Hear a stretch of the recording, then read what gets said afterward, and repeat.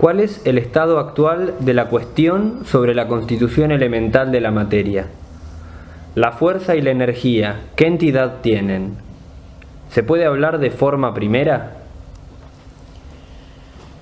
Todas estas preguntas están estrechamente vinculadas a la cuestión que hemos considerado en la primera pregunta. Y para empezar a responderlas tenemos que recordar la distinción que hicimos entre materia y cuerpo. Porque en realidad hablar de la constitución elemental de la materia es hablar ya de la constitución de algo que tiene cierta determinación en la esfera del ser corpóreo y por lo tanto no es la materia prima en el sentido propio.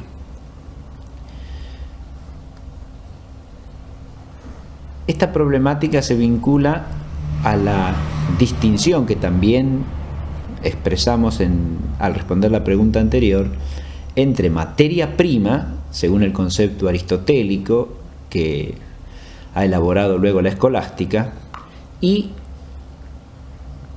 las formas elementales o primeras de corporeidad que tienen razón de materia, pero ya de materia segunda en relación con el resto de las determinaciones del ser corpóreo. Y decimos de materia segunda porque ya es una materia de alguna manera determinada en cuanto a su naturaleza y por lo tanto no es la materia prima sin más como constitutivo que junto con la forma hace existir al ser corpóreo.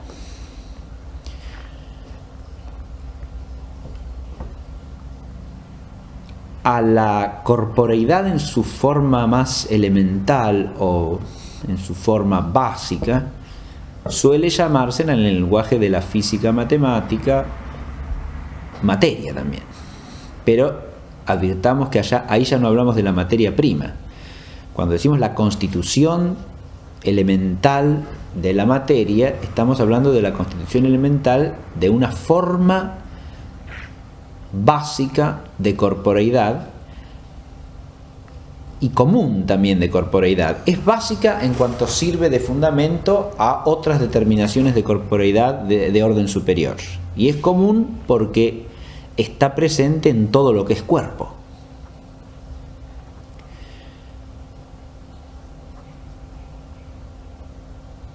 En este sentido, podemos y debemos inclusive hablar filosóficamente de forma primera de corporeidad, es decir, de aquellas determinaciones que hacen al cuerpo o al ser corpóreo en su forma más primitiva, que está abierta a ulteriores determinaciones. Y en ese sentido tiene razón también de materialidad.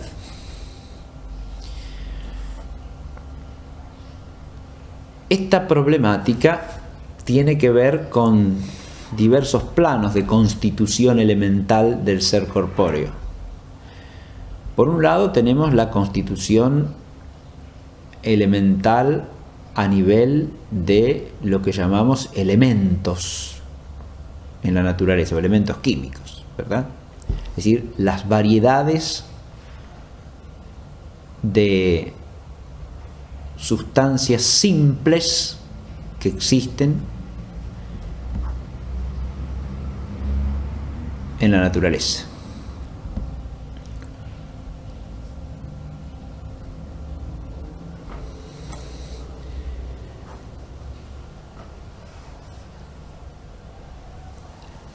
Pero el desarrollo del conocimiento acerca de estos elementos químicos nos ha llevado a otro orden más básico, más elemental, porque se ha planteado la cuestión de cómo se constituyen las partículas elementales de estos elementos, o sea, el elemento en su forma más simple existe como molécula de tal elemento, pero una molécula de un elemento cualquiera ya es una realidad compleja que tiene cierta constitución. Entonces, acá tenemos otro plano de constitución elemental de la materia, y es entender cómo está constituida esa realidad básica que sería el elemento químico, sea la molécula de hierro, la de hidrógeno, la de oxígeno, la de calcio.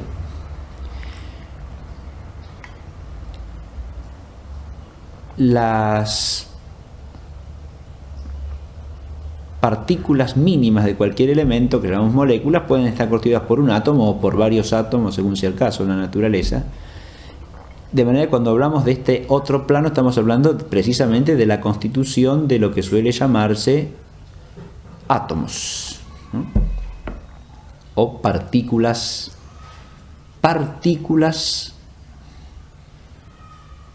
elementales de cada uno de los elementos. Pero estas partículas elementales no son simples, insisto, tienen una constitución compleja. Es lo que se llama la constitución del átomo, ¿no? Subatómica. Este es el segundo nivel al que me estaba refiriendo, ¿verdad? Tenemos que entrar ahí en qué es lo que constituye a cada átomo en particular. Al entrar en este universo nos encontramos también con lo que se suele llamar partículas, ¿no? Usando una metáfora para decir que son partecitas de esa realidad, son integrantes, ¿no? Son constitutivos de esa realidad que se llama el átomo, y ahí tenemos un mundo de partículas que son tipos elementales de constitución de la materia, como hablamos de protones, de electrones, de mesones, de partículas beta,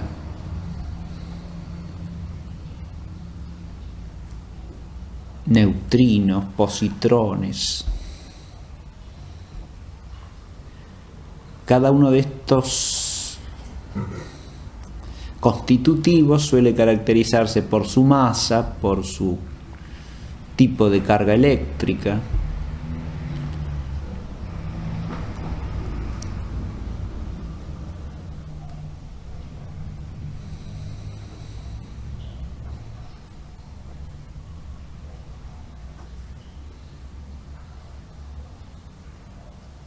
A su vez, en un tercer ámbito, tenemos que tener en cuenta que las determinaciones fundamentales o elementales de la realidad corpórea vienen asociadas también a las leyes que se descubren como regularidades o generalidades del mundo físico, del mundo de los cuerpos. Esas leyes, esas regularidades, se pueden agrupar de tal manera que descubrimos una serie de formas básicas de energía y de fuerza que están en la base de lo que podríamos llamar la organización general del mundo corpóreo. Y ahí lo más elemental o los constitutivos primeros nos remiten, insisto, a tipos de fuerza y de energía correlativamente, como son la fuerza gravitatoria, la fuerza electromagnética, la fuerza nuclear.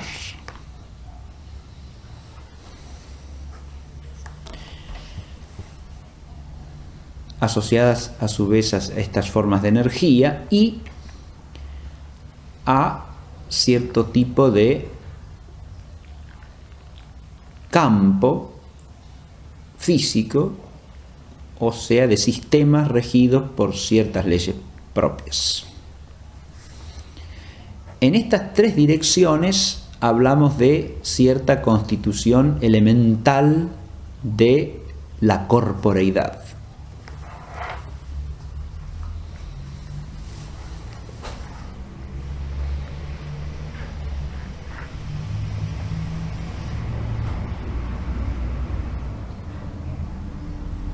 es claro que los órdenes segundo y tercero son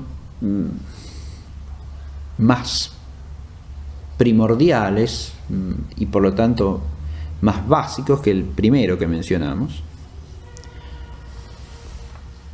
Y si hablamos de ellos dos, tendríamos que hacer alusión a las formas elementales de masa por un lado y a las formas elementales de energía y fuerza por el otro.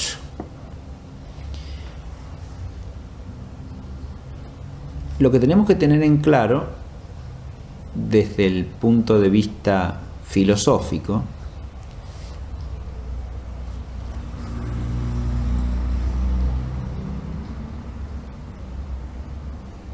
es que cuando hablamos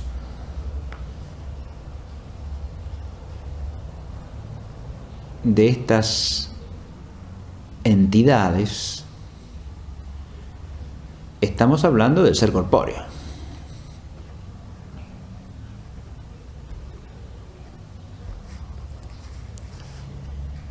Y si lo queremos considerar de alguna manera sustancialmente, ahí tenemos que centrarnos en la existencia de lo que se llama ordinariamente masa, ¿no? Es decir, la masa implica la existencia de un cuerpo.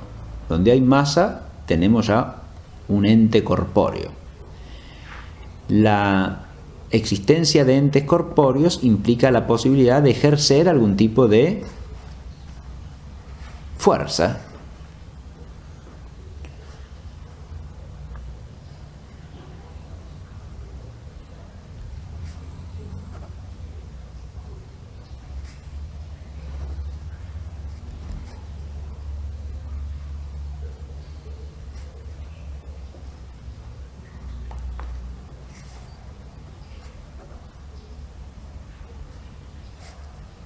Este concepto está vinculado a su vez al de energía, y aquí nos topamos con el problema de la equivalencia entre masa y energía que establece la ecuación einsteiniana, ¿no? La masa puede transformarse en formas de energía. Esto implica que a partir de los cuerpos se puede precisamente liberar energía, con lo cual estaríamos diciendo que la masa es como una suerte de energía concentrada. Si entendiésemos esto, tendríamos que advertir que la energía también es corporeidad.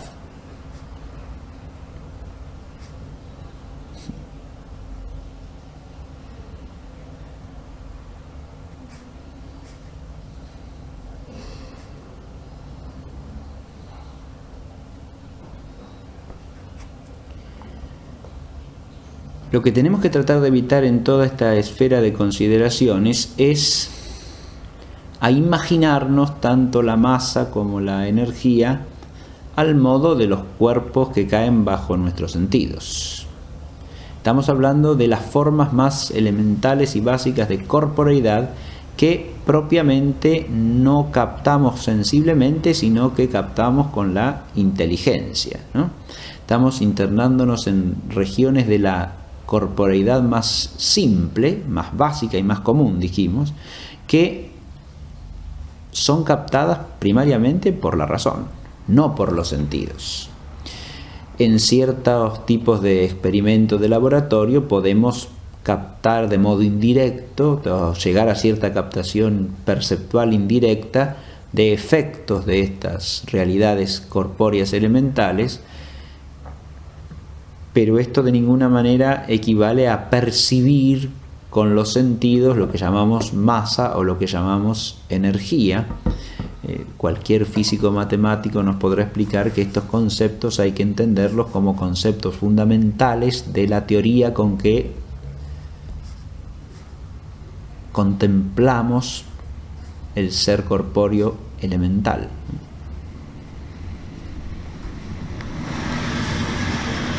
No perdamos tampoco de vista que esas teorías, en cuanto son físico-matemáticas, implican seleccionar los elementos de la realidad corpórea, o los aspectos, perdón, de la realidad corpórea que son cuantificables, y por lo tanto estamos entendiendo al cuerpo en aquello que le es más común, por ser lo que va ligado a la extensión.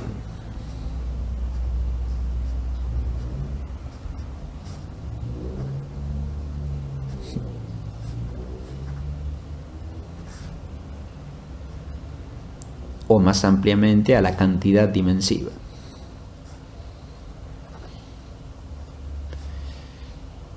Pero la cantidad no es en sí misma jamás. Es decir, lo cuanto no es sustancial. Es una determinación accidental de los cuerpos.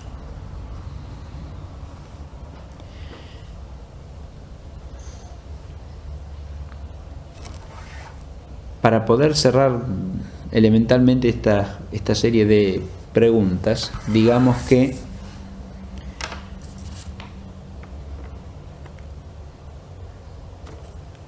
la forma primera o las formas primeras de corporeidad hay que pensarlas fundamentalmente en relación con estos temas, estos tres órdenes temáticos que hemos planteado, ¿no? Según lo que sabemos hoy día de la realidad de los cuerpos. Es una temática que tiene una larguísima tradición, porque la cuestión de las formas primeras de corporeidad se ha desarrollado en toda la escolástica. Recordemos, por ejemplo, la teoría de los físicos de Oxford a comienzos del siglo XIII, según la cual la forma primera de corporeidad es la luz, ¿no? En el sentido de que de luz, de alguna manera, estarían compuestos todos los cuerpos más complejos, ¿no? Es una forma de pensar en esto mismo que estamos diciendo ahora, ¿no? Es decir, hay una cierta corporeidad básica que es asumida por determinaciones más esenciales, más complejas, y las integra, por lo tanto, como una suerte de materia segunda que está asumida en cuerpos que son de orden más elevado. Si nosotros queremos reconocer todos los elementos de conocimiento acerca de la naturaleza que nos proporciona la física matemática en su desarrollo histórico, lo podemos hacer a partir de la apreciación de todo lo que estos tres órdenes de elementalidad corpórea que hemos mencionado implican para la explicación de la totalidad de los cuerpos. Es evidente que en los tres casos hay cierto carácter de forma primera. Ahora, el primero es una forma primera ya dependiente de cosas más básicas y por lo tanto tampoco sería la corporeidad primera sin más, pero es corporeidad primera respecto de todo aquello que es constitución de sustancias compuestas, porque toda sustancia compuesta en el mundo corpóreo se constituye a partir de los elementos. De manera que tiene cierta primariedad también. Entonces podríamos distinguir niveles de formalidad primera. Unos más básicos, que tendrían que ver con las formas primitivas de masa y de energía, y otro, o fuerza, y otro secundario, que serían las formas primeras de sustancialidad. Con lo cual ya de alguna manera estamos respondiendo a la otra pregunta acerca del qué tipo de entidad hay que otorgarle a la masa y a la energía, y en principio no hay por qué sustancializarlas, porque tanto el concepto de masa como el concepto de energía forman parte de nuestra explicación del ser corpóreo, pero solamente en la medida en que son constitutivos de este o de aquel cuerpo tienen entidad sustancial. No tenemos razón para hablar de, supongamos, la fuerza gravitatoria como una sustancia, ¿no? O de la fuerza electromagnética. Lo que existen son cuerpos que se atraen gravitatoriamente o que se atraen o se repelen electromagnéticamente.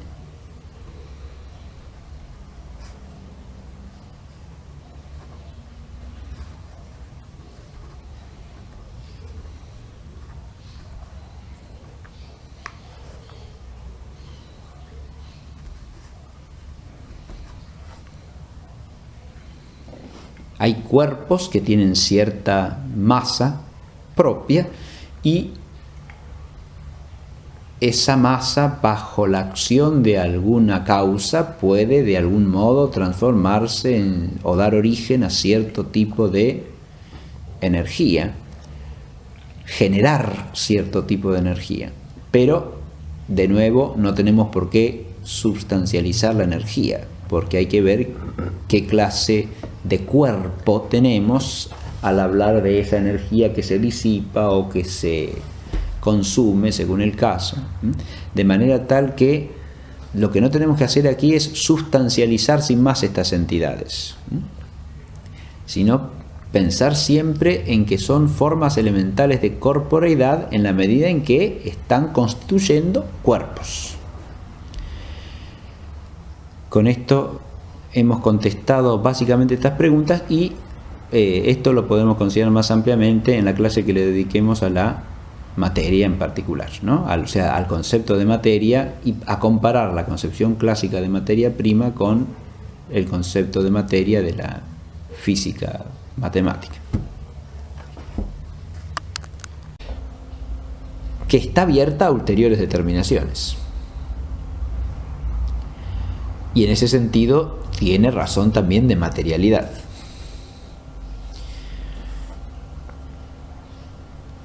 Esta problemática tiene que ver con diversos planos de constitución elemental del ser corpóreo. Por un lado tenemos la constitución elemental a nivel de lo que llamamos elementos en la naturaleza, o elementos químicos, ¿verdad? Es decir, las variedades de sustancias simples que existen mental de una forma básica de corporeidad y común también de corporeidad. Es básica en cuanto sirve de fundamento a otras determinaciones de corporeidad de orden superior, y es común porque está presente en todo lo que es cuerpo.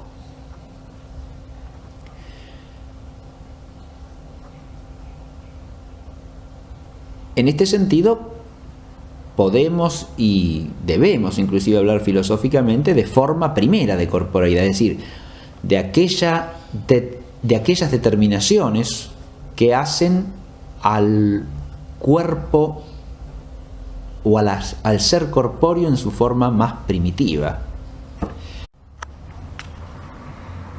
¿Cuál es el estado actual de la cuestión sobre la constitución elemental de la materia? La fuerza y la energía, ¿qué entidad tienen? ¿Se puede hablar de forma primera? Todas estas preguntas están estrechamente vinculadas a la cuestión que hemos considerado en la primera pregunta. Y para empezar a responderlas tenemos que recordar la distinción que hicimos entre materia y cuerpo. Porque en realidad hablar de la constitución elemental de la materia es hablar ya de la constitución de algo que tiene cierta... Y decimos de materia segunda porque ya es una materia de alguna manera determinada en cuanto a su naturaleza. Y por lo tanto no es la materia prima sin más como constitutivo que junto con la forma hace existir al ser corpóreo.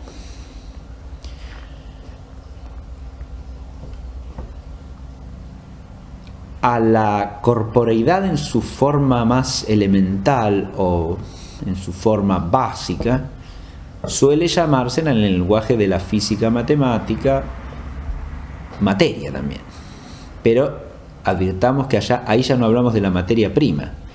Cuando decimos la constitución elemental de la materia, estamos hablando de la constitución de cierta determinación en la esfera del ser corpóreo, y por lo tanto no es la materia prima en el sentido propio.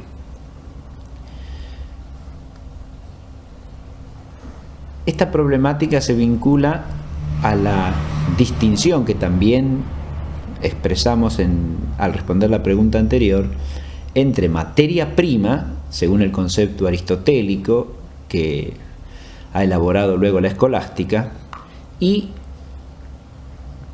las formas elementales o primeras de corporeidad, que tienen razón de materia, pero ya de materia segunda en relación con el resto de las determinaciones del ser corpóreo.